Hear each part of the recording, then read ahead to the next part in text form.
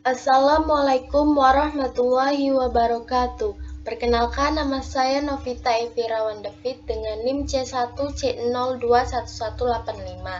Saya berasal dari Universitas Jambi, Fakultas Ekonomi dan Bisnis Prodi Akuntansi.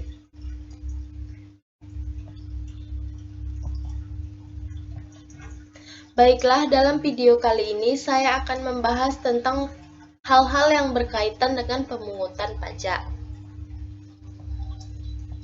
Materi yang akan saya bahas yaitu yang pertama ada stelsel dalam pemungutan pajak, yang kedua kendala dalam pemungutan pajak, yang ketiga bentuk perlawanan pajak, yang keempat pihak yang terkait dalam pemungutan pajak, dan yang kelima penggolongan pajak. Baiklah, saya akan memasuki materi yang pertama yaitu stelsel dalam pemungutan pajak. Pajak merupakan suatu sistem yang diatur dalam undang-undang. Undang-undang salah satunya juga mengatur tata cara pemungutan. Stelsel pajak merupakan sistem pemungutan pajak yang digunakan untuk menghitung besarnya pajak yang harus dibayarkan oleh para wajib pajak. Pemungutan pajak dapat dilakukan dengan stelsel yang terdiri dari yang pertama ada stelsel nyata atau real stelsel. Stelsel nyata merupakan salah satu jenis pemungutan pajak yang didasarkan pada objek atau penghasilan yang diperoleh sesungguhnya atau penghasilan nyata untuk pajak penghasilan. Mengetahui dengan kondisi demikian, pemungutan pajak baru dilakukan pada akhir tahun.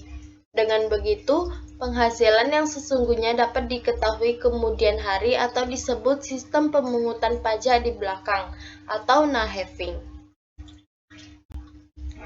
Yang kedua ada stelsel anggaran atau fiktif stelsel. Jenis pemungutan pajak ini yang didasarkan pada anggapan yang diatur oleh suatu undang-undang.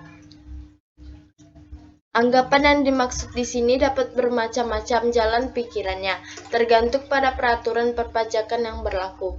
Dengan demikian, stelsel ini menerapkan sistem pemungutan pajak di depan atau vooruitzicht. Misalnya, penghasilan suatu tahun pajak dianggap sama dengan tahun sebelumnya, sehingga pada awal tahun pajak telah dapat ditetapkan besarnya pajak yang terhutang untuk tahun pajak berjalan. Yang ketiga, stelsel campuran. Jenis stelsel ini merupakan kombinasi antara stelsel nyata dan stelsel anggapan. Pada awal tahun, besarnya pajak dihitung berdasarkan suatu anggapan. Kemudian, pada akhir tahun, besarnya pajak disesuaikan dengan keadaan sebenarnya.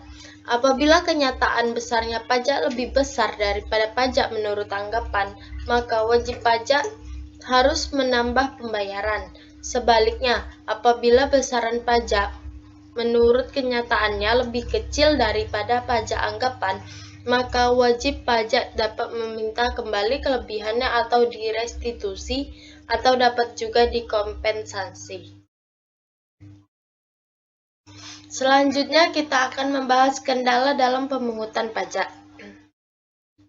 Undang-undang yang mengatur tentang perpajakan sudah dibentuk dan diberlakukan di Indonesia, namun masih ditemukan banyak permasalahan atau kendala mendasar dalam pelaksanaannya. Hal ini sangat mempengaruhi hasil penerimaan pajak sebagai sumber pendapatan negara. Berbagai kendala disebabkan berbagai faktor yang akan diuraikan sebagai berikut.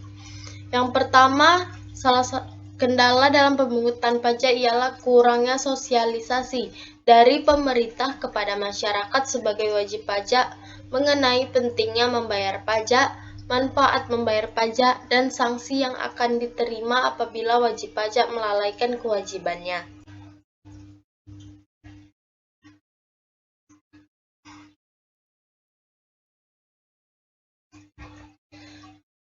Kendala yang kedua yaitu tingkat ekonomi sebagian wajib pajak yang sangat rendah sangat mempengaruhi, di mana wajib pajak masih lebih memprioritaskan biaya yang sifatnya mendasar, seperti biaya sekolah, biaya kesehatan, dan sebagainya daripada membayar pajak.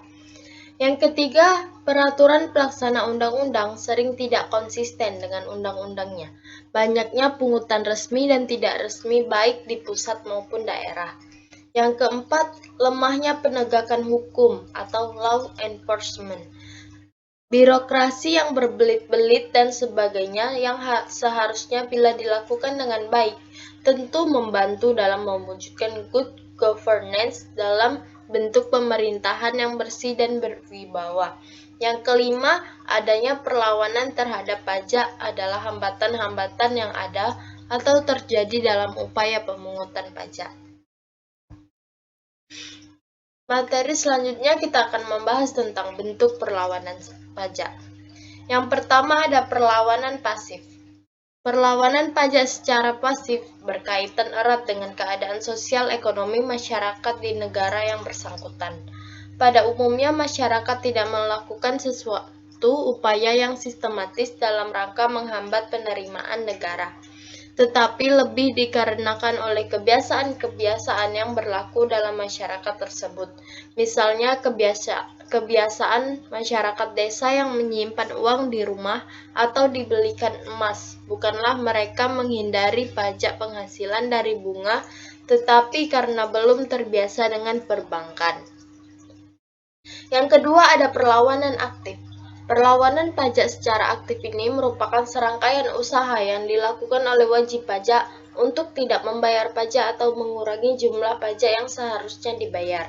Perlawanan secara aktif dapat dibagi menjadi dua. Yang pertama ada penghindaran pajak atau tax avoidance. Yang kedua ada penggelapan pajak atau tax evasion. Pertama, penghindaran pajak.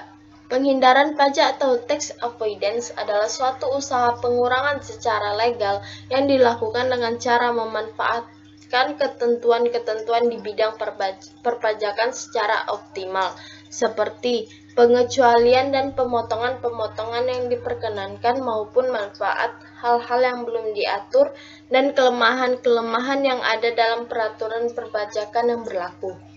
Yang kedua, penggelapan pajak. Penggelapan pajak atau tax evasion adalah merupakan pengurangan pajak yang dilakukan dengan melanggar peraturan perpajakan, seperti memberi data-data palsu atau menyembunyikan data. Dengan demikian, penggelapan pajak dapat dikenakan sanksi pidana.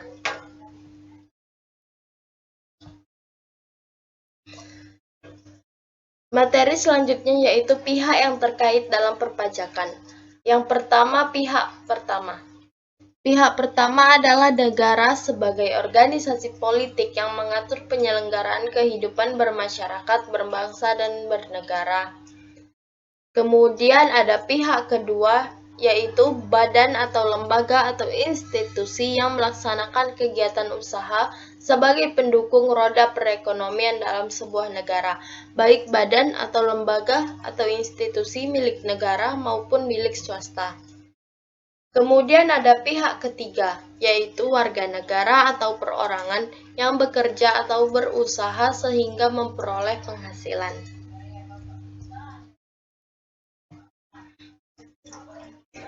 Selanjutnya kita akan membahas tentang penggolongan pajak. Penggolongan pajak berdasarkan sifatnya ada dua, yaitu pajak langsung dan pajak tidak langsung.